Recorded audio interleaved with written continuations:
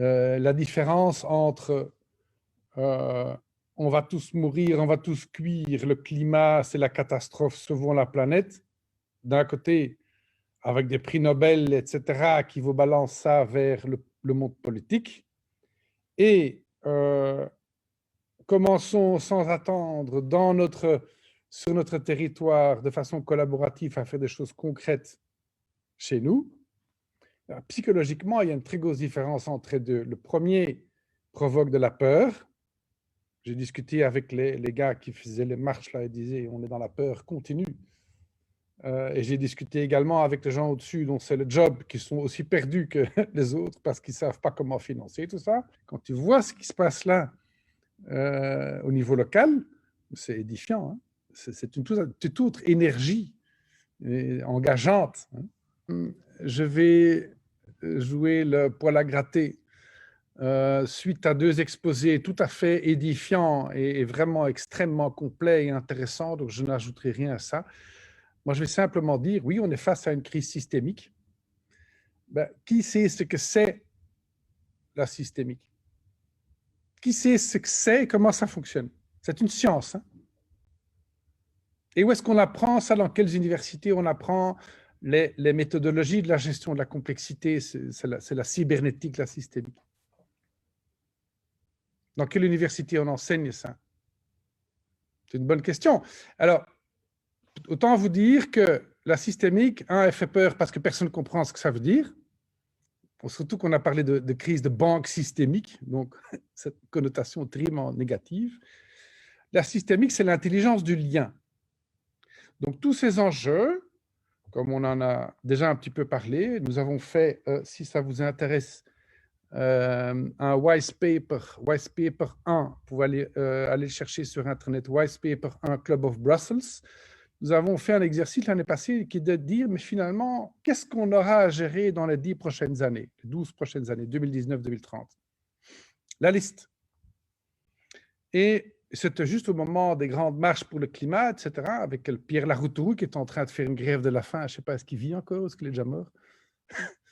Donc, c'est terrible, hein? Mais donc, en venir là, pour un des 26 enjeux, c'est le premier soleil, c'est climat, il y a la démographie, il y a la toxicité des terres agricoles et de la toxicité de ce qu'on mange et de ce qu'on boit. Il y a toute une liste d'enjeux. Il y en a 26 en tout. C'est plus que les 17 enjeux de développement. Il y en a 26 en tout. Et nous avons calculé pour la Belgique que ça allait coûter 9 trilliards pour la Belgique. 9 trilliards, pour vous donner une idée, c'est environ 20 fois le PIB. Le coût de ces enjeux, basé sur plus que 350 études de tout premier plan. Vous pouvez aller voir, ça a été publié dans l'Écho, hein, cette étude. Et donc, on sait déjà maintenant que le top-down, c'est très bien. Il ne maîtrise pas la gestion de la complexité au-dessus. J'ai été discuté avec eux, tous ces partis politiques là, qui se sont disputés leur poste de ministre récemment. Ils ne maîtrisent pas la gestion de la complexité. Ils n'ont pas mesuré, calculé combien ça allait coûter, tout ça. Et ils vont maintenant faire des promesses à 2030. Bonne chance. Ça ne va... Alors, on sait, j'ai perdu toute ma naïveté, pour ceux qui me connaissent, hein, Vincent. J'avais une naïveté légendaire. J'ai perdu toute cette naïveté. Il n'y aura pas de transition top-down. Et je vais vous expliquer pourquoi. On n'a pas les moyens financiers de cette ambition. 9 trilliards pour la Belgique, on ne les a pas, on n'a même pas les premiers 1000 milliards, on n'a même pas les premiers 100 milliards. Donc ça n'aura pas lieu. On n'a pas rien que la rénovation du bâti public va coûter pratiquement 1 trilliard. On ne les a pas. Et donc les pouvoirs publics ne les ont pas. Alors, il y a des bonnes nouvelles, les bonnes nouvelles viendront après, d'accord? Deuxièmement, quand bien même on aurait l'argent, on n'a pas les ressources humaines pour faire le travail sur 10 ans. 9 ans, pardon, maintenant il n'y a plus que 9 ans qui restent pour rencontrer ces fameux agendas à 2030. Donc toutes ces promesses à 2030, c'est du rêve mouillé. Donc pragmatiquement, je ne vois pas comment ils vont faire. On a travaillé déjà avec des grosses entreprises d'habitat social. Quand tu vois ce que ça prend de faire un permis de bâtir, de réfléchir, de faire des appels à projets, on est parti sur des années. Hein, bon. Quand bien même on aurait l'argent et les ressources humaines, il manque 250 000 personnes dans le métier de la construction en Belgique. Hein. Un quart de million de personnes. Pour répondre à ces enjeux à 2030, il manque 250 000 personnes dans le métier de la construction. Devinez quoi? Les formations, il y a des forums doivent fermer des formations tellement qu'ils ont peu de candidats. OK? Cherchez l'erreur. Quand bien même on aurait les moyens financiers et les ressources humaines, il n'y a pas malheureusement la volonté fondamentale de changer son mode de vie. Tout le monde va tirer sur la corde. Oui, on en a jusqu'à la pension, on va tirer. Et donc, il va falloir attendre que notre génération, malheureusement, meure pour qu'il y ait un réel changement fondamental. Et je discute beaucoup maintenant. Je parle à beaucoup de jeunes entre 18 et 22, 25 ans qui sont choqués parce que je leur dis tout ça. Ils disent, mais attends, on est en train de nous arranger. Je dis, oui, notre génération est en train de vous arranger. On vous ment, on vous triche et on vous vole parce qu'on vous met, grosso modo, 9 trilliards de dettes sur vos épaules. Okay? Donc, on sait que le top-down, pour la raison principale, parce que ceux qui pilotent et nos économies et nos sociétés en général, en fait, ne comprennent pas la gestion de la complexité, ne comprennent pas que tous ces enjeux sont liés. Le bâtiment, la production d'énergie, la mobilité, la formation au métier de demain, d'aujourd'hui et de demain, tous ces enjeux, ça, sont liés. Et donc, on ne va pas faire un par un. C'est comme si on devait dire à la Routourou, merci beaucoup, hein, de faire une banque pour le climat de 1 000 milliards par an. Mais il y en a 25 autres à créer. Il y a 25 autres banques, la banque pour les talents de demain, la banque pour la démographie, la sécurité sociale. On n'aura jamais terminé à créer des banques pour résoudre tous ces problèmes. Donc, il va falloir s'y prendre tout à fait différemment. Donc, ce que nous avons fait, c'est on a étudié ça en détail et on est arrivé à une constatation tout à fait intéressante, qui est il faut changer de paradigme, mais complètement. C'est-à-dire qu'il faut tout à fait retourner la chaussette et se mettre finalement, et c'est là où on en vient au local, dans la capacité d'agir de chacun. Et je reviens au sujet du jour. Le sujet du jour, c'est, elle va avoir quelle gueule notre économie en sortant de ce confinement. Mon avis, et je vais y revenir hein, à chacun de nous, c'est qu'il va émerger de façon très claire post-confinement, deux économies. Une économie vieillissante, inefficace, faisant partie du problème, avec tout ce qui va autour, hein, la formation professionnelle, les MBA, les machins qui entretiennent tous ces systèmes. Cette économie-là et cette société-là est vouée à l'échec. Il va, sur 1 ou 2 ou 3 décennies, je ne sais pas combien de temps ça peut durer, s'éteindre de sa mort naturelle, en créant encore des dégâts considérables sur ce chemin. Et on va avoir, de façon très humble, peut-être 1% de la population qui va dire, vous savez quoi, nous, en fait, on en a marre. On en a marre, excusez-moi hein, de mon français, mais on en a marre de votre job de merde. Vous nous avez mis la pression pour la chair à canon. On veut créer du sens dans notre vie, on veut régénérer hein, notre environnement, régénérer nos vies et aller vers l'essentiel. Et ce monde-là est en train déjà, ça a déjà démarré, de créer un monde parallèle. Un monde parallèle qui va construire, à côté du monde existant, des nouvelles opérations, des nouveaux business models, des nouvelles communautés qui vont régénérer non seulement les gens eux-mêmes, il faut s'imaginer dans quel état psychologique aujourd'hui la population se trouve. Hein. Avant le premier confinement, 30% de la population était mentalement loin, psychologiquement dans le rouge, c'est-à-dire burn-out, dépression, hyperstress. Entre les deux confinements, c'était 50% les chiffres en septembre. Qu'est-ce que ça va être en janvier? Qu'est-ce qu'on va faire avec une population qui est pour 3/4 de toute la population dans le rouge, psychologiquement? On ne va rien faire de vraiment très intéressant. Et donc, il y a quelques pourcents de cette population qui va dire, tu sais quoi, moi je vais construire à côté, on va se regrouper en petites communautés, on va commencer à faire des choses vraiment intéressantes qui correspondent à nos passions. Et on va mettre nos talents au service d'eux. Et on va commencer petit.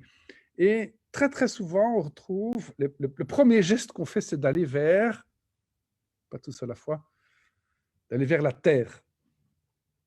Parce que la terre est généreuse, elle ne compte pas, elle donne, elle produit, il y a cette abondance, en fait, et c'est se reconnecter, en fait, avec la mère, avec la maman, cette mère à tous. Et petit à petit, on peut reconstruire comme ça à partir de la base et faire des ronds dans l'eau. Et donc, c'est ça, en fait. C'est créer un monde parallèle et le rendre plus désirable, non seulement plus désirable au niveau humain, parce qu'on va avoir créé des communautés qui vont vibrer différemment, qui auront un autre niveau de conscience, qui auront des autres valeurs, qui auront des autres désirs, des autres intentions. Pas une intention d'absolument accumuler un maximum de pognon le plus rapidement possible, mais une intention de progresser ensemble. Et c'est ça, ce monde qui sera beaucoup plus clair. C'était moins clair avant 2020. Et maintenant, ça va être beaucoup plus clair. Il y aura un choix, et là je reviens à l'individu, un choix conscient de chacun d'entrer là-dedans. Et ce choix conscient va aller avec un choix personnel, de dire, je vais aller vers ma propre vérité. Et je vais arrêter d'avaler des couleuvres, de que soi-disant, il faut acheter ceci ou cela, ou faire telle ou telle étude parce que papa ou maman veut, ou la société veut, pour entrer dans les cases. Non, je vais faire ça parce que je vais suivre mon rêve.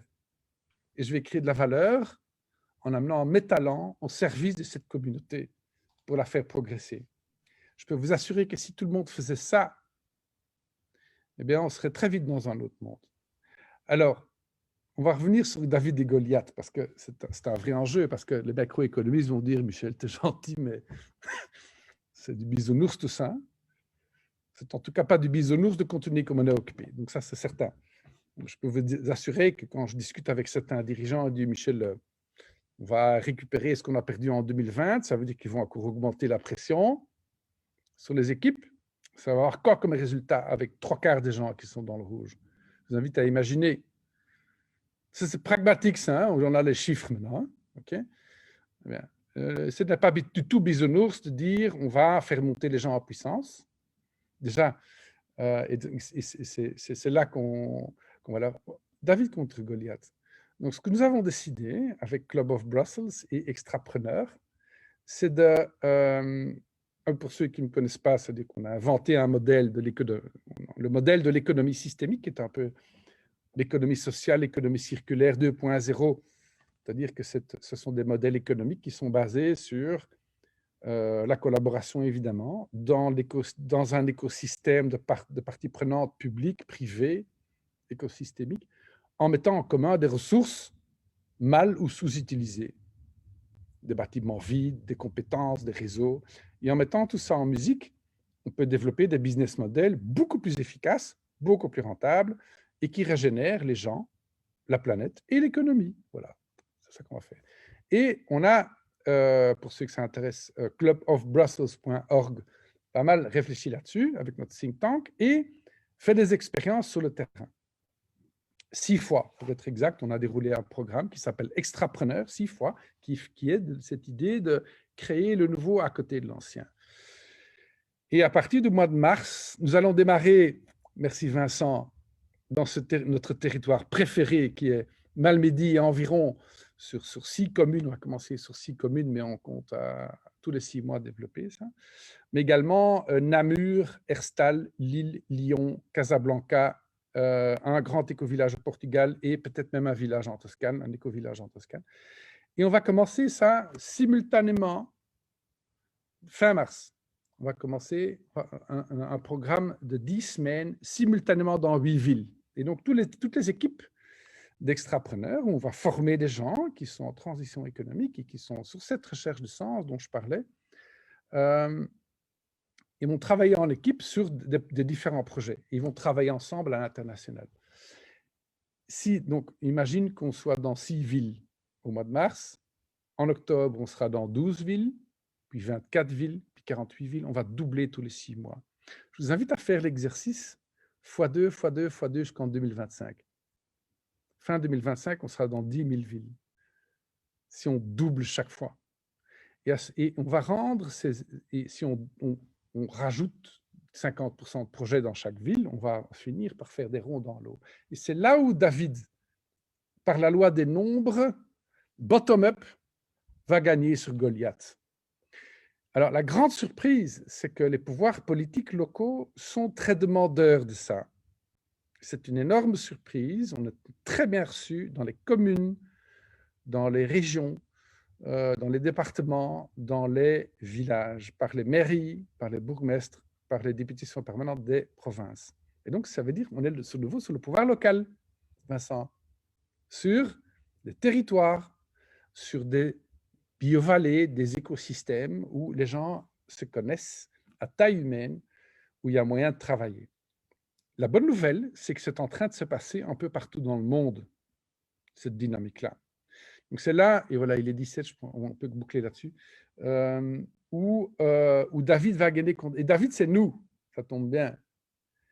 Mais on ne va pas se faire d'illusions, ça va passer encore par des grosses secousses. Donc, pour revenir au sujet du jour, on va encore passer probablement par une très grosse crise boursière, à se demander, je ne sais pas, pendant l'exposé, je reçois le mail de l'Écho, le Dow Jones a redépassé les 30 000. Le Dow Jones est à 30 000 points, alors que les perspectives d'avenir sont juste tout à fait déprimantes. Donc, cherchez l'erreur, quoi. Donc, on va vers une crise boursière, on va vers une crise des talents terriblement criante, pour les raisons dont je vous ai expliqué. À partir de l'année prochaine, c'est la première année où on va avoir plus de personnes qui vont quitter le marché du travail que d'entrer sur le marché du travail. Donc, tous vous les jeunes, là, UCOS, vous êtes la clé de cette transition. Et vous êtes la ressource, si je peux m'exprimer ainsi, je déteste ce mot, en tout cas pour les humains, mais la plus précieuse. Ce n'est pas l'argent, c'est l'énergie entrepreneuriale et c'est la conscience des enjeux. Voilà. Donc, etc. Et donc, tous ces grands enjeux vont venir converger. Il y en a 26 en tout avant 2030. Donc, on va encore vers des grosses joyeuseries. Donc, il va falloir vraiment se mettre en communauté et se mettre en mode action si on ne veut pas périr dans le stress et dans la peur de ce monde qui va collapser, qu'on le veuille ou non, quoi. J'y ai cru tout un temps, mais maintenant, j'y crois plus. Voilà les mauvaises nouvelles et les bonnes nouvelles vues du terrain. Donc, pensez-vous que nous aurons affaire à une sorte d'effondrement pour retourner à une économie beaucoup plus locale? Ça va pas se passer en un coup, ça va se passer en à-coup. Il y a un à-coup d'une disparition. On a déjà vécu ça, ce n'est pas nouveau. Hein. Dans les années 90, vous étiez tout petit à ce moment-là, mais quand les grands, par exemple, les géants de la musique, c'était Vivendi et Universal Music. Ils ont perdu beaucoup de parts de marché, clac, en un coup, et a émergé Spotify et YouTube. Hein. C'est par à-coup et dépendant de secteurs. Et donc, on va avoir une espèce de métamorphose comme ça, une métamorphose. Vont disparaître étape par étape, pan de l'économie après pan de l'économie, des pans entiers de l'économie, et vont apparaître des nouveaux business models. Tout ce qui va apparaître, et ça c'est la clé suprême que je ne vous ai pas dit, si finalement tout le monde, chacun de nous, est capable dans tout ce qu'il fait, amener des multisolutions, c'est-à-dire chaque chose que je fais répond à plusieurs enjeux. Par exemple, si je construis une maison, elle va être énergie neutre, elle va avoir des matériaux écologiques, elle sera multifamille, on va produire de la végétation, de légumes sur place. Donc, on va répondre à plusieurs enjeux. Si chacun de nous, dans nos vies et dans nos business, pouvons répondre à plusieurs enjeux, on va bientôt avoir des millions de solutions qui vont converger vers des solutions globales. Donc oui, on va d'un côté avoir un effondrement par palier et de l'autre côté une émergence par palier. Est-ce que vous pensez qu'il faudrait, actuellement dans le marché belge, nous avons énormément de régulations, de taxes, d'impôts et de limitations juridiques pour les entrepreneurs. Pensez-vous qu'il faudrait déréguler le marché local? Une très bonne question. Hein. J'ai l'impression, et c'est un obstacle colossal, notamment, prends simplement par exemple la rénovation du bâti. Si on veut rénover des bâtiments existants, ça coûte plus cher que la nouvelle construction, mais soit. Ça veut dire repenser les espaces, ça veut dire rentrer des projets, ça veut dire faire des appels d'offres publics, de bureaux d'engineering, de bureaux d'architecture, ça veut dire faire des appels d'offres au public aussi pour les travaux. Ça prend 5 ans. C'est beaucoup trop long. C'est un exemple très concret. On est effectivement dans un pays hyper régulé. Ça a été fait pour des bonnes raisons. On sait pourquoi. Maintenant, c'est un obstacle énorme, effectivement, à cette transition. Ça veut dire que la Belgique va perdre beaucoup de plumes par rapport à des pays comme, par exemple, le Maroc ou l'Égypte ou même la Syrie, qui doit être reconstruite, hein, et où il y a de brillantes intelligences, c'est déjà dans la culture de collaborer. La Belgique est un pays le plus égoïste de la planète. C'est évidemment une tare, hein, et la plus régulée de la planète. Donc, on va malheureusement devenir dans 10 ans, parmi les pays, je crains, si je dois simplement regarder aujourd'hui le contexte, on va être les grands perdants de cette transition. Les grands gagnants seront d'autres pays qui auront été plus agiles, qui vont être plus rapidement sur le Maroc, par exemple, travaille depuis des années sur la prospective économique, sur la valeur immatérielle des entreprises. Ça fait 5 ans qu'ils travaillent là-dessus. Et c'est dans la culture de collaborer. Donc, il faut même faire expliquer que c'est mieux de collaborer. C'est dans la culture familiale, dans la culture. Donc je pense qu'effectivement, la Belgique a des gros désavantages par rapport à d'autres pays. Oui. Il y a moyen, il y a d'autres alternatives. Hein. Ça s'appelle les exceptions juridiques. C'est dire, voilà, pour tel quartier, tel bâtiment, tel terrain, ou telle communauté, ou telle ville, nous permettons de créer des exceptions juridiques pendant 5 ans, par exemple, pour faire une expérience vertueuse. Légalement, c'est possible de faire ça. Deuxième possibilité pour contourner ce problème, c'est créer des partenariats publics-privés et les revisiter ensemble avec le privé. On est en train de le faire. On est en train de réussir la création d'un projet tout à fait intéressant sur 25 hectares d'un tenant, ce qui est rarissime en Belgique, avec le plus grand éco-village autonome d'Europe, de 450 maisons autonomes écologiques, locatives, abordables, avec un traitement local de tous les déchets, traitement local de l'eau qui sort sera potable, avec la création d'un gigantesque biotope. Ça met en musique au moins une demi-douzaine d'acteurs publics. Par hasard, comme par hasard, ils sont tous demandeurs. Donc si on arrive, ça c'est la troisième solution, c'est enthousiasmer des acteurs locaux et des acteurs publics autour de projets vertueux. Là-dedans, le public, il y a également des pères et des mères de famille qui ont envie d'avoir un impact positif. Et c'est en touchant, en fait, avec intelligence, ces gens-là qu'on peut créer des projets tout à fait historiques et nouveaux. C'est ça qu'on essaie de faire, qu'on va faire avec Extrapreneur. Donc, comment pouvons-nous justement encourager la population à s'investir dans ce genre de projet vertueux plutôt que se tourner vers des extrêmes politiques, comme nous voyons régulièrement en cas d'instabilité? Vaste question, hein, c'est la question de la psychologie de l'humain. Malheureusement, on ne pourra pas faire le choix pour les gens, à la place des gens. On sera on est tous les jours face à cette question, à ce choix. Mais surtout à partir de janvier, février, on sera face à un choix personnel. Est-ce que je vais continuer à avoir peur de moi-même, de la vie, de mon ombre, du virus, de je ne sais pas trop quoi, du politique, on va avoir peur de tout? Ou est-ce que je vais choisir pour ma propre vérité développer ma force intérieure? C'est un choix, c'est la caverne de Platon. C'est le choix philosophique de sa propre vérité, de sa propre force, et de développer sa propre confiance en soi. Alors, il y a un début de réponse à sa question, à la question de notre auditrice ou auditeur, c'est d'avoir un discours positif, un narratif positif, optimiste et intelligent et vulgarisé. Donc, discours qui est totalement absent d'ailleurs du monde politique et des médias. C'est tout à fait déprimant, hein, c'est absolument hallucinant comme le média est complice en fait de ce discours anxiogène continu depuis 9 mois. C'est gonflé quand même que les médias soient autant, ça fait vendre du papier et tout ça, hein, donc ils sont complices, hein. C'est de bon business, hein. Donc on va continuer à faire peur aux gens, à faire peur parce que ça fait acheter. C'est bon pour le business la peur parce qu'on va récupérer tous ces gens pour leur vendre n'importe quelle couleuvre, hein. Ce sont les opportunistes, hein, c'est les marchands du temple, hein. Attention, hein, il faut apprendre de l'histoire. Donc, un discours, un narratif positif, engageant, comme le projet de Vincent à l'est de, je dis, c'est parce que c'est grand, c'est toute cette région à l'est de Liège, c'est avoir un discours narratif global qui est attendu, hein, mais c'est aussi d'informer les citoyens qu'ils ont cette possibilité d'agir et cette possibilité de choisir. C'est de faire parler les témoins.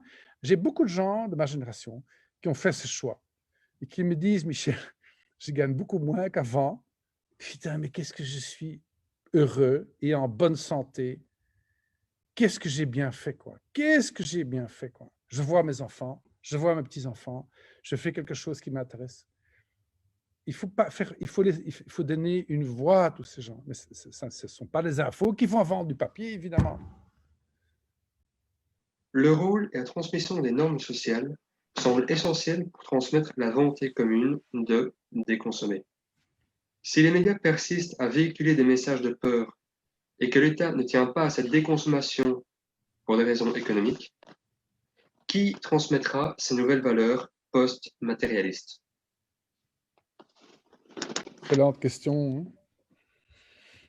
Le changement du système viendra évidemment pas des personnes qui sont en charge du système, qui ne vont jamais faire ça.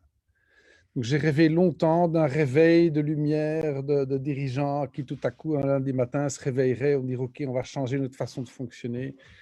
Ça ne viendra pas de là. C'est que ce serait scier la branche sur laquelle ils sont. Donc, ils ne vont pas. Il n'y aura pas cette transmission sociale. Ça va venir effectivement d'un cocktail de créatifs. On va trouver beaucoup dans le monde des artistes qui sont extrêmement mis à mal aujourd'hui. Dans la culture, c'est les créatifs culturels, c'est cette transition culturelle et c'est aussi la prise de conscience collective. Ça viendra par les communautés. C'est ces communautés qui vont changer de comportement, qui, à titre d'exemple, vont inspirer d'autres pour récupérer un maximum de gens dans ce nouveau monde. Mais donc, ça va être de plus en plus tranché. Donc, on verra très clairement les deux, hein, du pain et des jeux d'un côté, du pain, des jeux et la peur et la consommation névrotique, et de l'autre côté, un monde émergent, plus conscient, qui sera porteuse de cette culture et qui va rendre ça désirable. À mon avis, ça viendra de là, dans ce cocktail, de ce cocktail de gens, mais ça viendra aussi de certaines villes et villages qui auront fait ce choix. Certains auteurs, certains chanteurs, certains dirigeants d'entreprises qui auront fait des choix complètement différents et qui vont attirer les meilleurs talents. Tout, je peux vous donner en tout avant-première. Le coin du Voile, on démarre une opération spéciale. Ça s'appelle l'opération Jardin Abondant. Jardinabondant.live.